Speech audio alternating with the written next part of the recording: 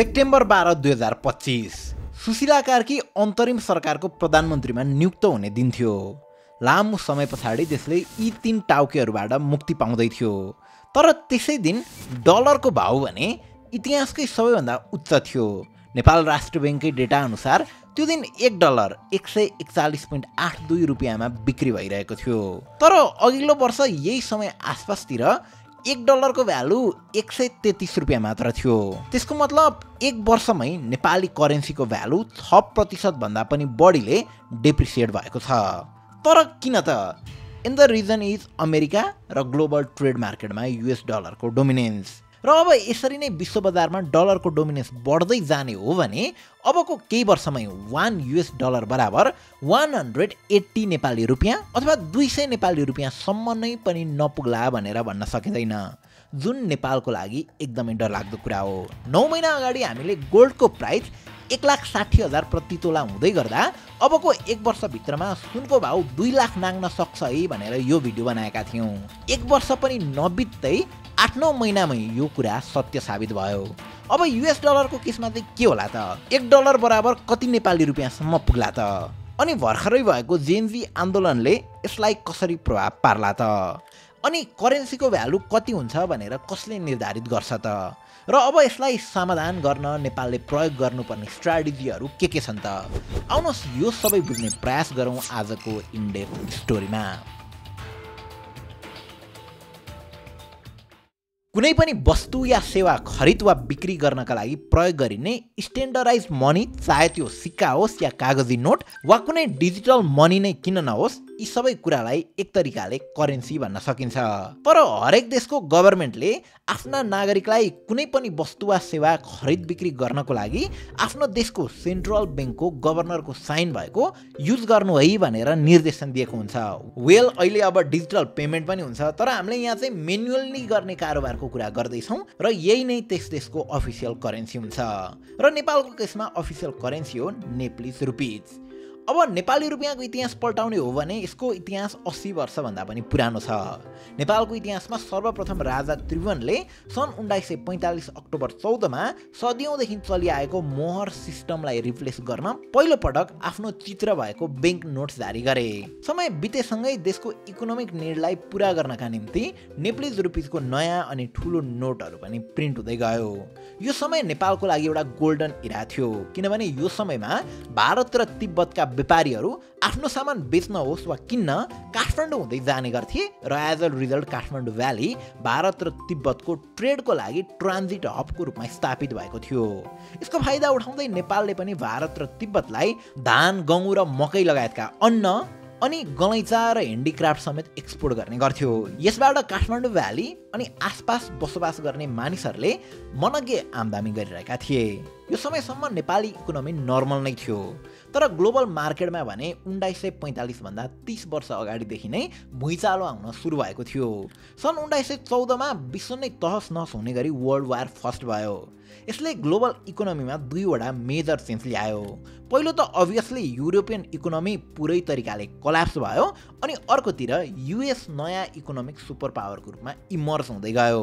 यो युद्धमा युएसले आफ्नो युरोपियन अलाइजहरूलाई युद्धका लागि चाहिने लोन अनि वेपन प्रोभाइड गरेको थियो, जसले गर्दा ग्लोबल मार्केटमा युरोपलाई छायामा पार्दै युएस अगाडि बढ्यो।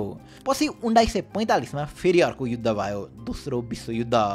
यो युद्धमा युएसले युरोप र एसियाका अधिकांश भाग अनि त्योसँगै इकोनोमी समेत तहस नहस हुने कुरा अनुमान गरिसकेको थियो।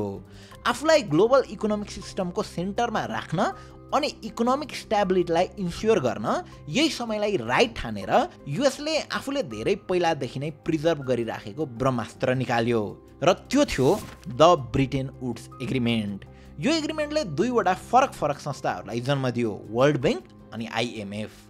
त्यति बेला यी दुवै संस्था वर्ल्ड वार 2 ले निम्ति आएको इकोनोमिक इन्स्टेबिलिटी र पिपल्स लिभिङ स्ट्यान्डर्डलाई अपलिफ्ट गर्नका लागि स्थापना भएका थिए।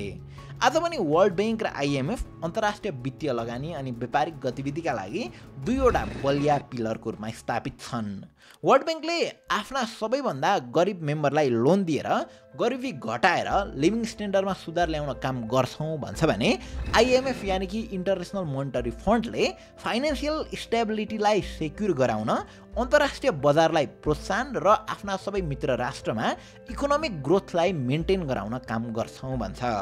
यही ब्रिटेन वुड्स एग्रिमेन्टका अन्डरमा पर्ने IMF आर्टिकल 4 का अनुसार ब्रिटेन वुड्स एग्रिमेन्टमा सहभागी भएका 44वटा देशहरूसँग US डलरलाई डाइरेक्टली पेक्ड गरियो, यानि कि यिनीहरू बीच हुने करेन्सी एक्सचेन्ज रेट कहिल्यै पनि परिवर्तन नहुने एग्रिमेन्ट गरियो र डलरलाई भने $45 पर आउन्सका दरले गोल्डसँग पेक्ड गरियो, जुन झन्डै 28 ग्राम सुन बराबर हो। यसरी अब इन्टरनेसनल ट्रेडको लागि कुनै पनि देशसँग कि त डलर एक्सचेन्ज गर्न गोल्ड हुनुपर्ने भयो कि त गोल्ड एक्सचेन्ज गर्न डलर नै हुनुपर्ने भयो। एज अ होल जसरी पनि यहाँ फाइदा US लाई नै हुने गर्थ्यो।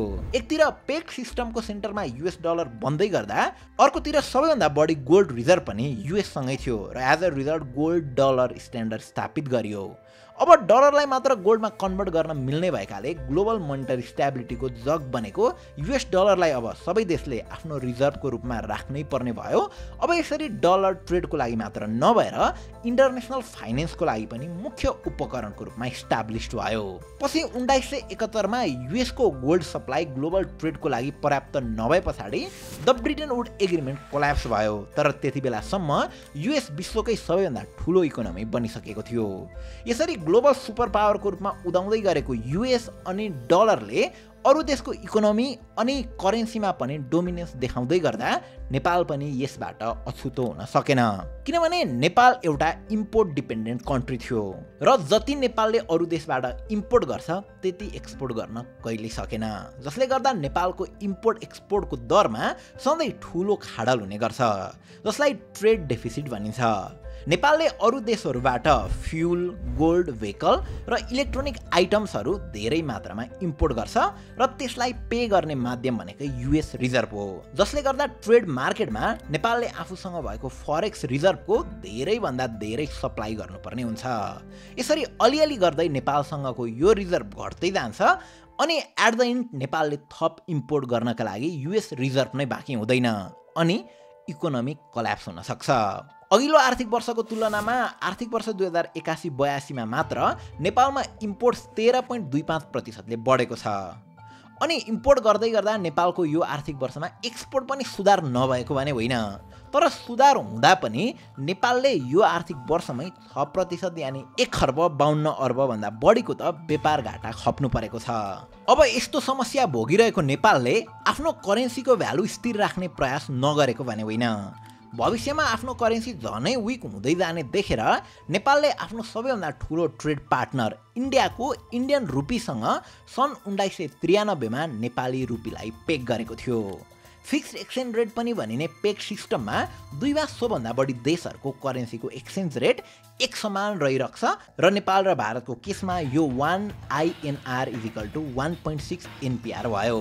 त्यतिबेला एकातिर भारत साउथ एसियाकै बलियो इकोनोमीको रूपमा उदाउँदै थियो अनि अर्कोतिर नेपालमा भारतीय ट्रेडको डोमिनेन्स भएकाले पनि नेपाली रुपी एउटा सहारा जस्तो भयो र भारतले पनि यसलाई खुलेरै स्वागत गर्यो। तर आजको दिनमा जब इन्डियन करेन्सी US डलर विरुद्धमा कमजोर हुन्छ यसको प्रत्यक्ष प्रभाव नेपालमाथि पनि पर्छ अनि नेपाली रुपी झन कमजोर हुँदै जान्छ। मुद्दा जेसुकै भए पनि एट द एन्ड नेपाली रुपियाँ कमजोर थियो, कमजोर छ र यसरी नै कमजोर हुँदै नै जान्छ इफ अहिले नै हामीले केही गर्न सकेनौँ भने।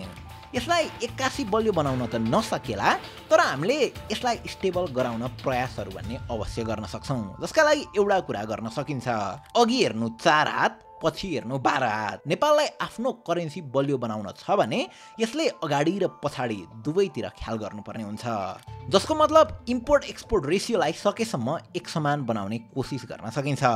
यसको निम्ति मेड इन नेपाल प्रोडक्टहरूलाई ब्रान्डिङ गरेर एक्सपोर्ट गर्नु पर्यो अनि इम्पोर्टलाई घटाएर नेपाली प्रोडक्टहरूलाई नै प्राथमिकता दिनु पर्यो। यसरी थोरै समयमै ट्रेड डिफिसिटलाई घटाउन सकिन्छ अनि फरेन करेन्सिजमाथि ओइलको डिपेन्डेन्सीलाई कम गराएर इभिजको प्रयोग गर्न गराउने सक्यो भने झनै राम्रो हुन्छ। तर फेरि नेपाली रुपियाँलाई भारतीय रुपीसँग पेक्ड गरिएको छ। यसरी त नेपालले आफ्नो इकोनोमी जति नै स्ट्रङ बनाए पनि रुपी त कमजोर नै हुँदै जाने भयो। त्यसैले पनि एकचोटि नेपालको इकोनोमी बलियो भयो भने भारतसँगको पेकलाई खारेज गर्न जरुरी छ। तर हामीले हाम्रो इकोनोमीलाई सुधार गर्न सकेनौँ भने यो पेक्ड भएको ठिकै छ। तर क्वेसन स्टिल अराइज, के नेपालको प्रोडक्टले मात्र यो सिस्टमलाई हटाउन पर्याप्त छ त? अनि एन्सर इज बिग नो। किनभने अहिलेको अवस्थामा हाम्रो देशमा डलर भित्र्याउने स्रोतहरू एकदमै कम छन्। समस्या ठ्याक्कै यही हो। हामीले भर्खरै हाम्रो देशमा foreign investment backed Hilton hotel जलाएका छौँ। कुनै पनि फरेन इन्भेस्टर नेपालीमा लगानी गर्न तब मात्र इन्ट्रेस्टेड हुन्छ जब उसले फिल गर्छ कि उसको लगानी सुरक्षित छ र लगानीले राम्रो प्रतिफल दिइरहेको छ। तर यस्ता फरेन इन्भेस्टमेन्ट ब्याक्ड कम्पनी जलाउनुको सन्देश एउटै जान्छ कि नेपालमा लगानी सुरक्षित छैन। सो यस्ता घटनाहरूले गर्दा आउन लागेको इन्भेस्टमेन्ट पनि नआउन सक्छ। द्याट मिन्स डलर भित्रिने सम्भावना घट्दै जान्छ। सो सेप्टेम्बर 8को आन्दोलनको कारण नेपाललाई ठुलै इकोनोमिक क्षति त भयो नै, तर त्यो बाहेक पनि फरेन इन्भेस्टरलाई यसले डर सिर्जना गर्छ। यहीँका व्यवसायीहरूमा पनि त्यो खाले डर उत्पन्न हुन सक्छ। फलत लेस जब क्रिएट हुन्छ, लेस डलर भित्रिन्छ, अनि लङ रनमा यसले डलरको रेटमा पनि असर पुर्याउँदै जान्छ। त्यसैले सुरुमा चाहिँ ती व्यवसायीहरूको कन्फिडेन्स अप गराउन आवश्यक छ। नेपालमा लगानी सुरक्षित छ है भन्ने सन्देश दिन आवश्यक छ। नत्र भने यही इकोनोमिक क्षतिबाट निस्कन हामीलाई लामो समय लाग्न सक्छ। हस्त, थ्याङ्क यू फर वाचिङ।